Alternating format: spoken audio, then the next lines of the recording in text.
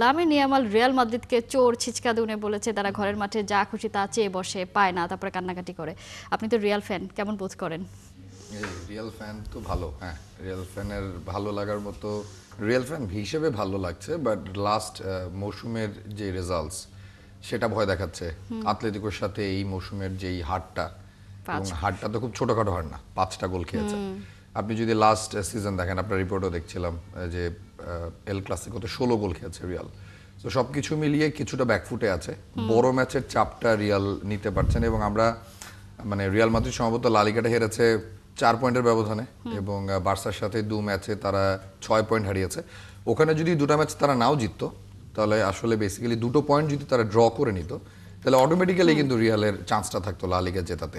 So Real last সিজনে লা লিগা 6টা ম্যাচ হেরেছে, এর মধ্যে 2টো যে বার্সার কাছে হেরেছে, ও 2টো ড্র করলেও রিয়ালের চলতো।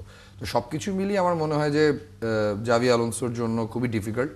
But at the same time আপনার রিপোর্টেও দেখছিলাম, আমিও যতটুকু জেনেছি যে বার্সার একাধিক প্লেয়ার আজকের ম্যাচটাতে নেই, এবং ইনক্লুডিং কোচ হ্যান্সি ফ্লিক, যিনি জিরোনার বিপক্ষে লাল কার্ড খেয়েছেন ডাগ আউটে।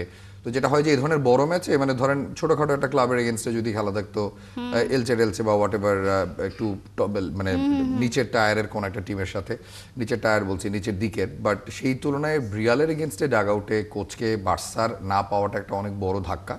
আমি মনে করি যে সেইটা বার্সা আসলে এই বড় ম্যাচে কাটিয়ে উঠতে পারবে কিনা। But at the same time রিয়ালের যেহেতু গেল সিজন থেকে এই সিজন পর্যন্ত বড় ম্যাচে পা হরকানোর একটা রেকর্ড আমরা দেখছি, আবার এই মৌসুমেও কিন্তু বার্সা পিএসজির কাছে হেরেছে। আপনি যদি এই মৌসুমে বার্সার ম্যাচগুলো দেখেন, খুব বেশি ম্যাচ হয়নি, একটা বড় ম্যাচই তারা খেলেছে পিএসজির এগেইনস্টে, যেটা চ্যাম্পিয়ন্স লিগে খেলেছে, সেখানেই তারা হেরে বসেছে। সো দুটো দলেরই তো বড় ম্যাচের কিছুটা ভীতি আছে। রিয়ালেরটা লম্বা সময় ধরে আছে, বার্সারটা এই সিজনে আছে। তো আমার কাছে মনে হয় যে দিন শেষ হয় কি, এই ধরনের বড় ম্যাচে মানে স্নায়ু যুদ্ধটাকে যারা উতরে যেতে পারে, তাদেরই জয়ের সম্ভাবনা বেড়ে যায়।